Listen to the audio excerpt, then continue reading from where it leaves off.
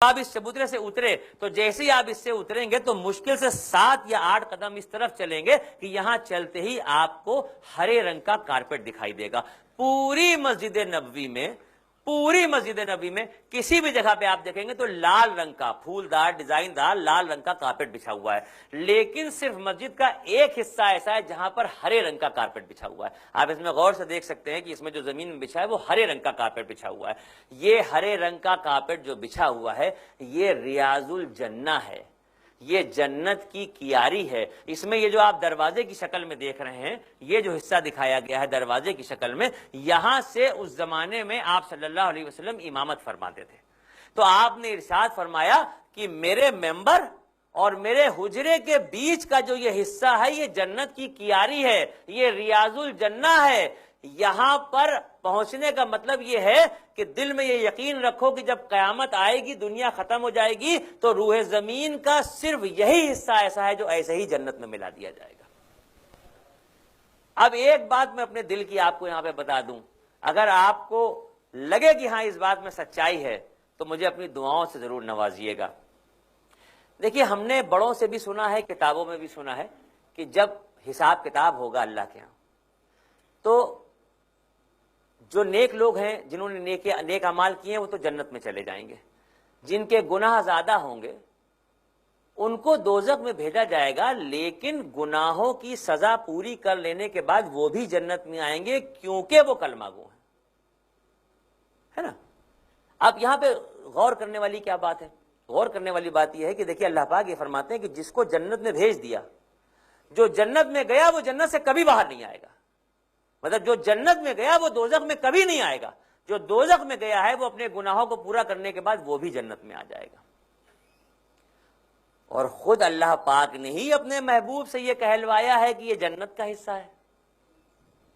تو کیا ہمارا دل یہ نہیں کہتا کہ جب ہم اس جگہ پہ جا کے بیٹھے تو کہیں اے اللہ آپ نے وعدہ کیا ہے کہ جو جنت میں آ گیا اس کو دوزخ میں نہیں بھیجیں گے، اب ہماری انٹری کر لیجئے، اب ہمارے دوزخ ہمارے لیے حرام ہو گئی ہے. زور سے کہہ دیجئے اگر بات سمجھ میں آ رہی ہو آپ کے. کیا یہ بات سمجھ میں نہیں آتی کہ وہاں پر بیٹھ کے یہ جملہ منہ سے نہیں نکالا جا سکتا کہ یہ اللہ پاک کسی کی اوقات نہیں ہے، کتنی بڑی دولت والا ہو، کتنے بڑے رسوخ والا ہو، اس دنیا میں کسی کی اوقات نہیں ہے جو مکے اور مدینے بغیر بلاوے کے جا کے دکھا دے. تو اگر ہم آپ کے بلاوے پہ آئے ہیں اور آپ کی رحمتوں کی بدولت اس جنت کے حصے میں آنے کا موقع ملا ہے تو بلایا تو آپ ہی. اب آج آپ اپنی اس بات کو یاد کر لیجئے کہ جو ایک بار جنت میں جائے گا اس کو ہم دوزخ میں نہیں بھیجیں گے. اے اللہ کے رسول آج فیصلہ کر دیجئے دوزخ کی آگ ہمارے لیے حرام ہو گئی. بات سمجھ میں آتی ہے نا بھائی؟ جب آپ روضہ رسول پہ، جب آپ ریاض الجنہ میں پہنچ جائیں گے، نمازیں پڑھ لیں گے، اس میں بڑی بھیڑ ہوتی ہے، بڑا مجمع ہوتا ہے. لیکن حیرت کی بات یہ ہے کہ چاہے جتنی بھیڑ ہو یہاں پہ، جو آدمی اس میں داخل ہوتا ہے اور وہ 2 رکعت نماز نفل کا ارادہ کرتا ہے تو وہ نفل پڑھ ہی لیتا ہے. مطلب اکثر آپ وہاں پر جائیں گے تو یہ حیرت انگیز نظارہ دیکھیں گے کہ آپ بھیڑ میں کھڑے ہوں گے اور آپ کے برابر والا ہی یا آپ کے آگے والا ہی کہیے اتنی ہی بھیڑ میں، مطلب جنازے کی نماز جب ہوتی تو لوگ ملے ملے کھڑے ہوتے ہیں کیونکہ سجدہ نہیں کرنا ہوتا ہے. اس موقع پہ آپ دیکھیں گے اس سے بھی نزدیک ملے ہوئے لوگ ہوں گے اور آپس میں کھڑے ہونے کے باوجود بھی وہ جلدی سے 2 رکعت کی نیت باندھ لیں گے. جب رکوع کا وقت آئے گا تو اپنے آپ جگہ بن جائے گی. اور عموماً ایسا ہوتا ہے کہ لوگوں کو پیروں کو ہٹاتے ہوئے آدمی ایسے سجدہ کرتا ہے اور پھر 2 رکعت نماز اپنی نفل پوری کر لیتا ہے کیونکہ اس کی نیت یہ ہے کہ آج ہم جنت میں نماز پڑھ رہے ہیں. میں نے رمضان کے مہینے میں جب ریاض الجنہ میں بیٹھ کے روزہ افطار کیا تو جب میں نے اذان اللہ اکبر کی میں قرآن پاک پڑھتا رہا، اس کے بعد جب بالکل اذان کا وقت نزدیک ہوا تو دعائیں مانگتا رہا. جب خوب دعائیں مانگ رہا تھا، رو رہا تھا اور ایک دم سے اللہ اکبر کی صدا بلند ہوئی، کان میں اذان کی آواز آئی تو میں نے کھجور اپنی زبان پہ رکھا. تو اس وقت دل میں یقین جنگے یہ خیال آیا کہ اللہ اگر آپ نے اپنے محبوب کے ذریعے ہمیں یہ بتایا ہے کہ یہ جنت کا حصہ ہے تو پھر آج ہم اپنی قسمت پہ ناز کیوں نہ کریں کہ آج ہم جنت میں روزہ افطار کر رہے ہیں. دل تو مانتا ہے نا اس بات کو. ایمان کی مضبوطی ہماری یہی ہے. ریاض الجنہ میں جب آپ نماز پڑھ لیں گے تو اب اس کا بھی ہم آپ کو بتا دیں کہ جیسے آپ اس طرف سے آئے ہیں، یہ حصہ ہرے رنگ کے کارپیٹ کا ہے جو ریاض الجنہ کا ہے. جب آپ اس میں نماز پڑھ لیں گے تو اس میں نماز پڑھنے کے بعد جیسے ہی آپ قبلے کی رخ، جدھر آپ نے منہ کر کے نماز پڑھی ہے اسی سمت اگر آپ ایسے چلیں گے تو کچھ دور چلنے کے بعد ہرے رنگ کا کارپیٹ یہاں پہ ختم ہو جائے گا. پولیس والے بھی یہاں پہ کھڑے ہوتے ہیں. اس کے آگے سے لال رنگ کا پورا کارپیٹ بچھا ہوگا اور اس لال رنگ کے کارپیٹ پر پہنچنے کے بعد جب آپ ایسے گھوم جائیں گے تو ایسے گھومنے کے بعد جب آپ اس طرح سے چلیں گے تو کچھ دور چلنے کے بعد ہی آپ کو روضہ رسول کی جالیاں مل جائیں گی۔ تاجدار حرم، تاجدار حرم، ہو نگاہ کرم، تاجدار حرم، ہو نگاہ کرم، ہم غریبوں کے دن بھی سنور جائیں گے، ہم یہ بے کساں کیا کہے گا جہاں، ہم یہ بے کساں کہے گا جہاں، آپ کے در سے خالی اگر جائیں گے، تاجدار حرم،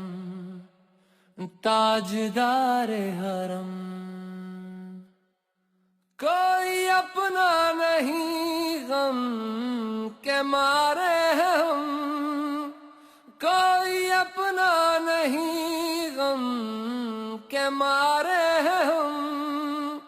آپ کے در پہ فریاد لائے ہیں ہم، ہو نگاہ کرم ورنہ چوکٹ پہ ہم، ہو نگاہ کرم ورنہ چوکٹ پہ ہم، آپ کا نام لے لے کے مر جائیں گے، آپ کے در سے کوئی نہ خالی گیا، اپنے دامن کو بھر کے سوالی گیا،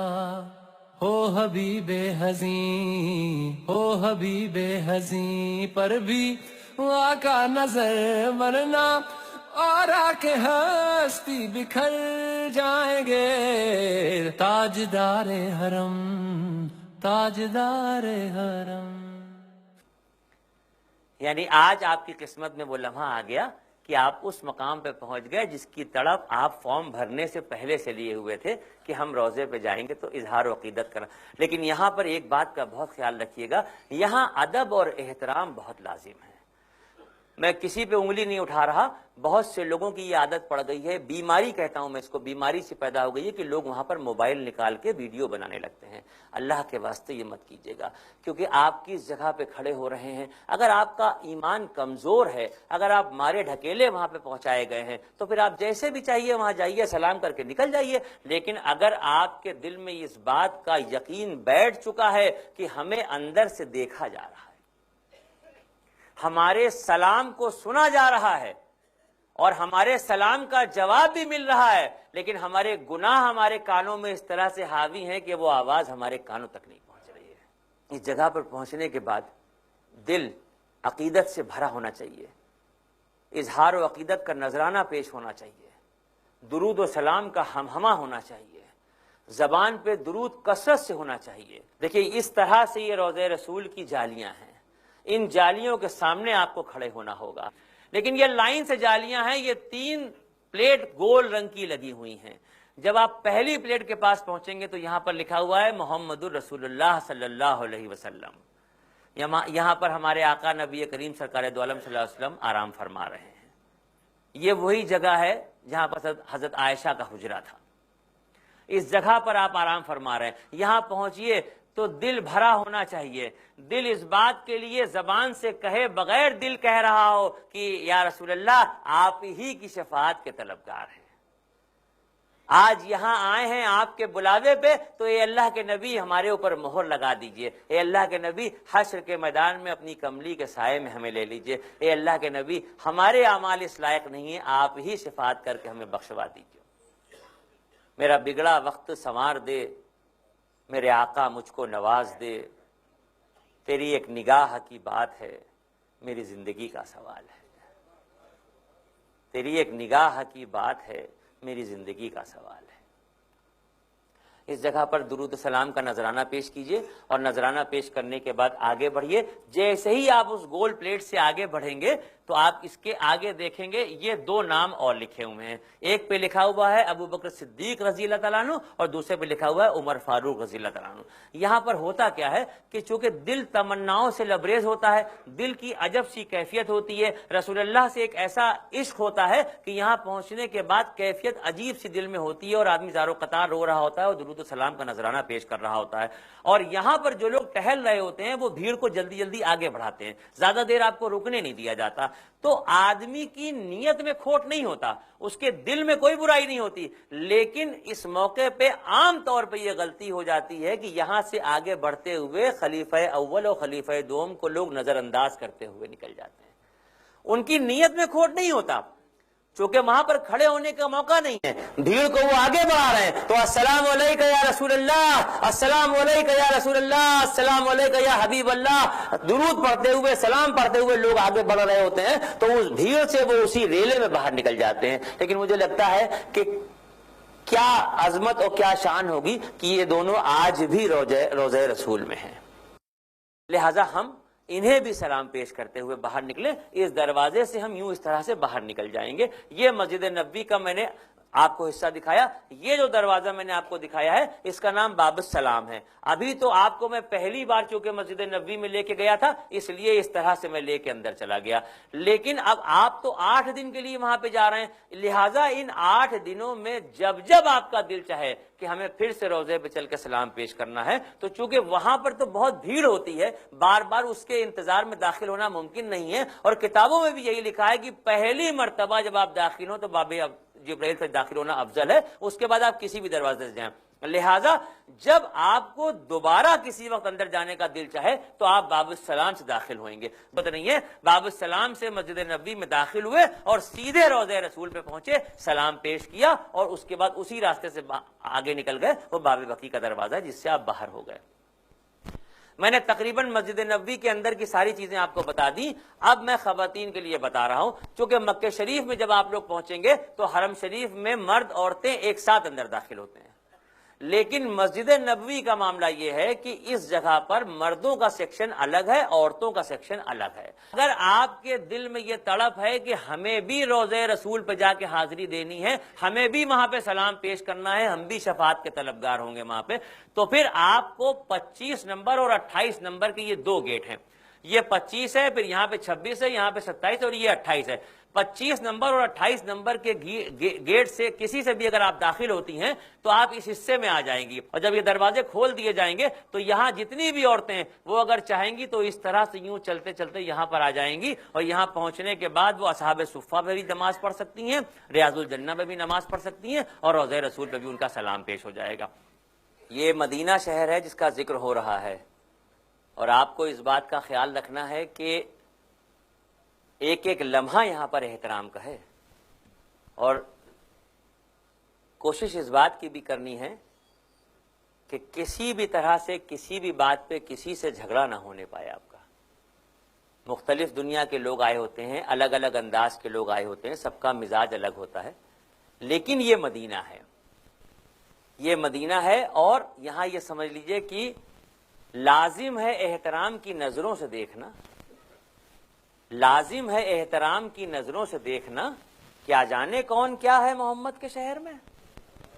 اب مکی زندگی کے 13 برسوں میں صرف نمازوں کا فرض ہوا تھا،